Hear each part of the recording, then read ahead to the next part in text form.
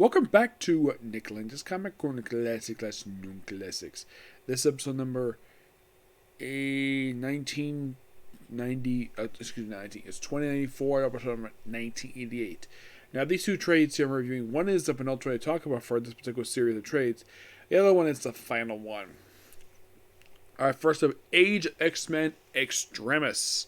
Yeah, a 5-issue miniseries done by Leah Williams.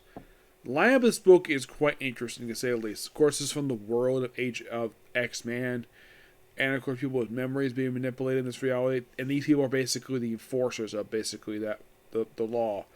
And the group is comprised of Betsy Braddock, Blob, who's got a Fu Manchu mustache, Jubilee, Monette, who goes Monia, Jean Paul, aka North Star, and Iceman, who's acting a bit gay in this series, which is kind of weird. Now, of course, the rest of the people, and here's the thing. Apparently, it's revealed later on in the series that Jubilee has forgotten about her own son, Shogo. Yep. Yeah, thanks to encountering another woman who they found was pregnant. And apparently, they mentioned in this series, it's been a few years since there's been, an actual natural birth. Yeah, but this is just another reality created in the head of X-Man. That's most what this book is. That's what the whole thing is. And despite the whole logo always watching, and it's also on the covers, apparently even the X-Men are basically subject to this memory manipulation stuff. And of course, the Psylocke by the end of the series, because everybody's memory is being erased, or at least being altered. Turns out, nope. She just stored them in subconscious, and by the end of the series, she actually just released them. She and Blob start a romance. Yes, a romance with the Blob. A guy who, in the continuities, to have no romantic connection with at all. Not really. Iceman is odd, his character here, how he's written. Well, because, at the time, this is, of course, 2019. This is, of course, just after Bendis left X-Men. So, yeah, we have to keep Iceman gay, despite the fact no fan wants to see this. It's by far a really dumb idea. At one point, he wears a sweater. They can swear off, he's walking around shirtless for reasons. Oh, yeah, and half the time he's trying to seduce North Star. Yep, that's pretty much his whole job as miniseries. Trying to seduce North Star, and failing miserably. I think the concept of Blob's relationship with Psylocke is interesting. The thing is, Blob is a very, very heavyset guy, and he apparently can't hide his big gut. Nope. What seems quite strange though, he had a team mostly of X-Men and one X-Men villain, which makes no freaking sense at all. Yeah. It's a pretty good series of overall what it is. It's a very good self-contained one, but I got one more book left to go for Age of X-Men. That's pretty much it. And I'm going to give that trade roughly a 9 out of 10. I'll give my final thoughts when I get a chance to review the last one, which is basically Prisoners of X. Yes, that's my last one. And next up, we have the third and final volume for Demon Knights, Gathering of the Storm. Excuse me. This is, of course, collecting issues 13 to 23 of Demon Knights. Yes, roughly 11 final 11 issues of the series, written by Paul Cornell, mostly, except in the last few issues, written by Var Venditti. I'm not really sure why they switched writers for. And here's the strange thing, though. I think that he came with this book at the same time that he had just started his run for Green Lantern. And it seems that a majority of this book is wrapped up prior to Paul Cornell leaving the book, where Edge Game is banished from Jason Blood's body, and he also happens where, and I think you have Jason Blood a couple times reunite with Madame Xanadu, which and you also have a thing where the whole thing with the Shining Knight and the Amazon of the series, where she's not Wonder Woman, by the way. It's like she's like Wonder Woman, but she's banished, and apparently it's stated here these two do start a relationship. At one point, these two kiss. Yep. Also, the Arab member of the group, he actually has aged because at one point, 10 years passed by. But yet, The Shining Knight, Madame Xanadu, The Amazon, and Jason Blood do not age at all. But yet, this particular guy does. And, of course, obviously, Vandal Savage because he's immortal. Yes, he also apparently has been launching his own raids on North Africa. Now, as for why the time skip, I don't know. But this series proves to be is one of DC's best comics. It's sad this book ended after only 23 issues. Because this book was good. Really good. And of course the book ends with basically calling themselves Demon Knights. Of course they were calling comics before this. Yep. And with this, basically the book is over with. And you might be curious though. Do the Demon Knights themselves ever return after this one?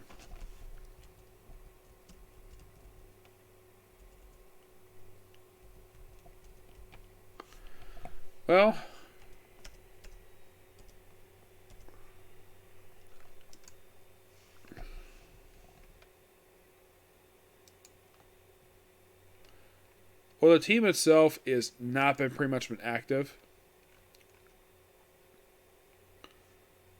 And apparently, they apparently, like, this group laid the groundwork for Stormwatch for reasons. Don't know why, but that's basically what it is. And apparently the lamp we had in the series, Abenjor, who's the Arab of the series, who does age.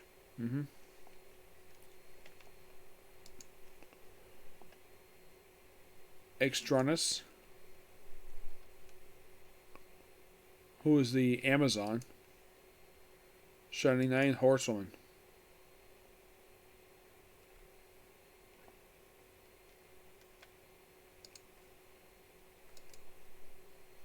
Or Shining does bring up the fact that it's a he/she.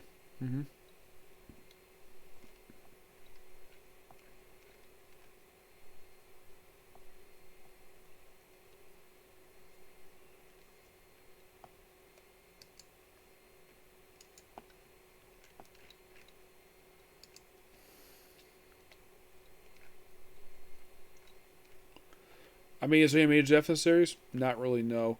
It's just sad this book ended. Yeah. 23 issues, and that was it. Yeah, the only appearance of Demon Knights were an issue of Batwoman. That's from the Market Trigger run. Generation Shattered, issue Grifter. 2 issues of Stormwatch, Eclipso, and Vampire, and that's it. I have pretty much covered everything for this group now. So, in the case of my final thoughts on the series, it's just a really good series. Just a shame the book ended. I had heard due to apparently low sales was the reason. I had heard the reason the book ended. Yes, that's the reason I heard. But who knows? Maybe DC got tired of the series. I mean, the end of this book, the same time they ended, I think it was Legion of Superheroes. Yes, Legion of Superheroes Volume 7 ended the same month. And very much prior to this, they ended Savage Hawkman Deathstroke. Yes, this is prior to the next wave of comics coming out. Yeah. In the case of this book, I could not see any point where, by story-wise, you could say the sales slip. I guess DC felt that the book was just not doing the well they wanted to, and they ended it. But it is a damn good series. Though I'm curious, though, of why in the world that Paul Cornell left the book and he had Robin Venditti take over the book. And if you're curious, though, what issue did he take over as the writer for Demon Knights, you might ask? He took over issue 16. Yeah, so Cornell did roughly 3 issues this whole trade. And you have, well, Venditti basically taking over the remainder of the series. Yes, as for why in the world that was, I don't know.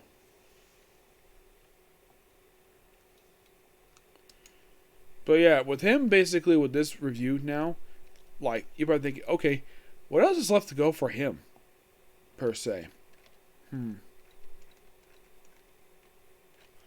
Honestly, not much.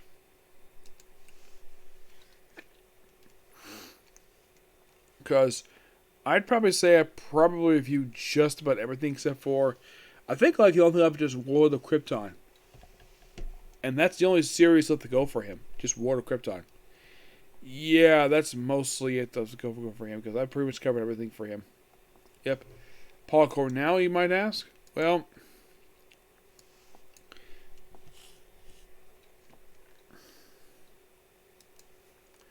Well, aside from this book, I've only reviewed his 2 Wolverine volumes that he did at Marvel. So what's the go right? Let's see. I have reviewed his Action Comics run. Yep, I reviewed pretty much the whole thing. His issue Batman and Robin, Stormwatch. I'd say probably nothing to go for him, just Knight Squire and Saucer County, and that's it. Yeah, for him, just a couple series of Venditti. I think I pretty much reviewed just about everything for him. Yep. But my final thoughts on Demon Knight series as a whole, just a damn good series. Just a shame DC canceled it. Pick it up. It's really good. Okay, so that's episode of you. Next episode's going to be Welcome to Demon Scoomer Kind. Okay, next video. Bye.